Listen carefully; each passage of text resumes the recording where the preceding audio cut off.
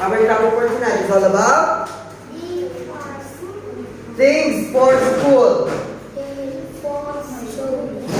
The first one, what is it? Together. A whiteboard. How about this? A waste basket. Alright, how about this one? Again? That's right. And this one? A globe. A globe. Right. Very good. Again? That's right.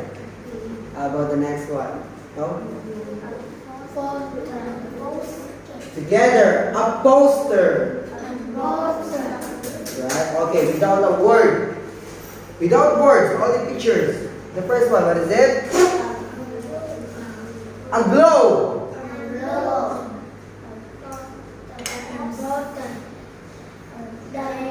Again?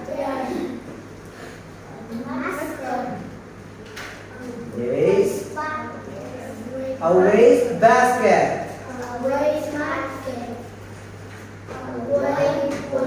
A whiteboard.